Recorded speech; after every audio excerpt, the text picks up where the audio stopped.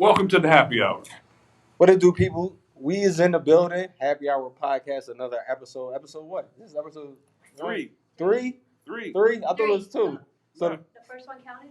yeah, the first one counted. That was a test run with the was that a Halloween special? No, that was the second.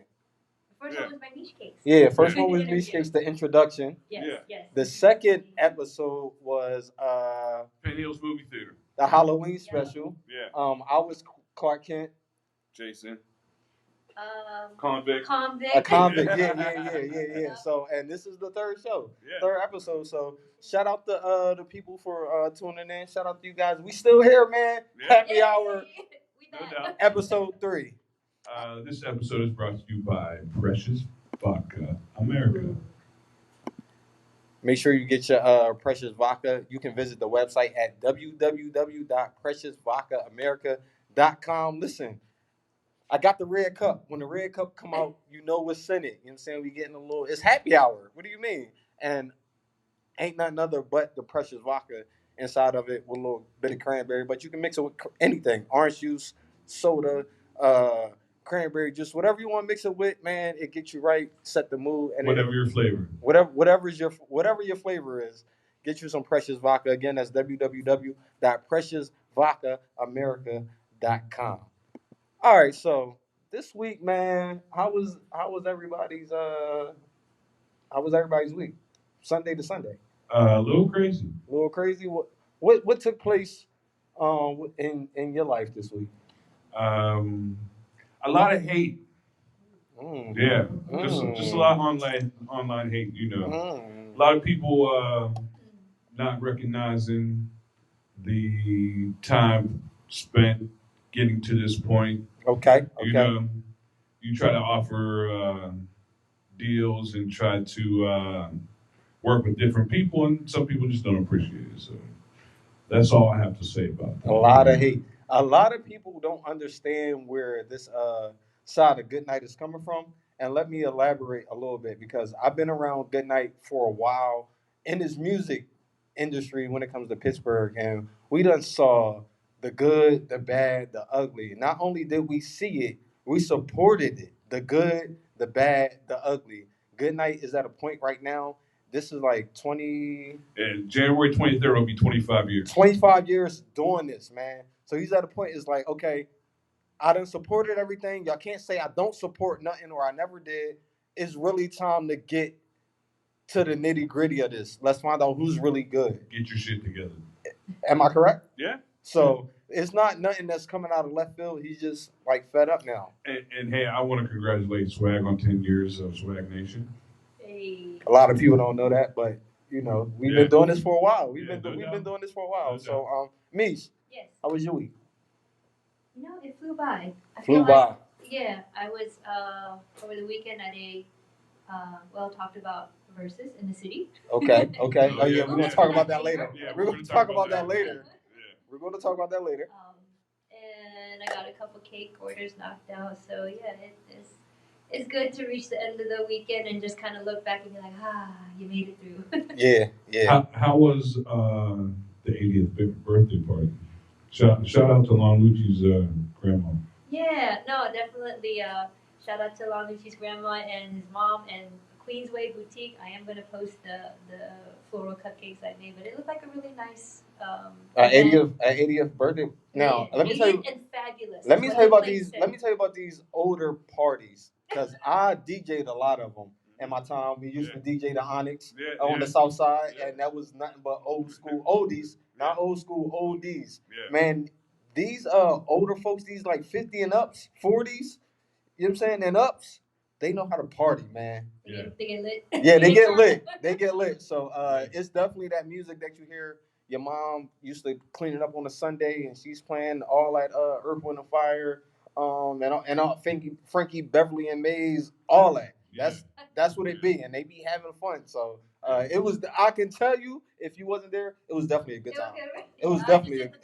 And the food was great. If they had any, Oh yeah, she was making boneless chicken wings. I saw. Yeah, cans the and food cans was and great. cans covered. It was great. It was great. So my week, man, I just been I've been dealing with a lot of stuff right now. I've been dealing with a death in my family, somebody really close I lost. just the transitioning from I say my own business, which is landscaping, back to like regular work and stuff like that. So mental, Oh yeah, that's right. I forgot you're at LA Fitness now. yeah. So I've been just transitioning back to everything. So my I don't know, my days sometimes they up, sometimes they down. Honestly, mentally, I ain't gonna lie, I'm drained, I'm exhausted.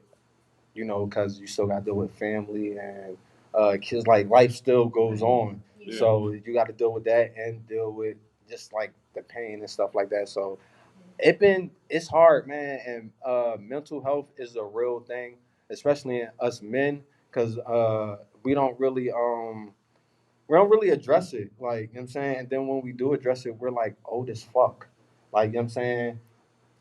I still haven't addressed it. See what I and how old are you? Good night. On Wednesday, I'll be 52. 52. Happy birthday, Hey, my guy. happy My birthday, guy's birthday, coming shout up, out the to big him. 5'2". But like I was saying, mentally, and when it comes to men and boys, because we start off as boys, we don't really address it. Our feelings is like it's like It's because you're taught as men that don't cry. Yeah, don't yeah, cry, get up, hold don't your cry. feelings, Yeah, yeah, yeah. be So tough. we You know. never we never whoa. I'm everywhere with the camera. I'm sorry about that. We never really address it. So I'm actually learning because we was talking about relationships and stuff earlier. With my wife, she's like taught me with my mental, because she deal with that a lot. So she's is just is helpful learning to deal with her. Now I'm just I don't know, it's a lot, but mental health, fellas, man, talk to somebody. I have a therapist. You know what I'm saying? Shout out to my guy, Mr. Andre Scott, one of my best friends as well. But that's my therapist. I go talk to him from time to time. Dre's a real therapist? Huh? Dre's a therapist? Dre? Yeah. Yeah, Dre's a So- therapist. He's a What do you- legit licensed therapist. Oh shit. Yep. Okay. Yeah. What do you think are good coping mechanisms then for men or women? But because men, like, the first time I ever saw my brother cry was at a funeral, but it was immediate family. So it was like, but even he tried to make sure that he thought I was in the room with my mom. It was my dad's funeral, so it was a couple years ago, Mhm. and that's the first time I ever Saw him saw cry. him. But he didn't know I saw. You want I to know what's heard crazy? it. I was in the room, and then I waited till he was done to come out and act like nothing. So He just sat for 2 hours. this and is said crazy. nothing. This is crazy about the whole Deep. situation about me. Uh, Only person that really saw me cry, Yeah. really, was my wife. The day that I found out that my godmom passed. Shout out to Miss Helen, one of the best ladies that ever walked the face of this earth. Shout out to Miss Helen. But I had to go home and deal with it first with my wife. So she actually saw that. But when I got home, it was like I tried to be so strong at home. It was like I would cry at home, but I would cry in the basement or I would go in the bathroom. So she wouldn't know. Yes, Right? yeah. So the only time that they probably really saw me cry was the day of her funeral, and I'm like, just give me 10 minutes to like talk to her and stuff like that, and I just let it all. I wasn't about to hold it in. Yeah. So, but I don't know. It's crazy because I feel like we neither as men we just like let it out. Sometimes crying is good. Like, you know what I'm saying. Then you got to realize from a boy all the way up to your adult age, all the shit that you held in.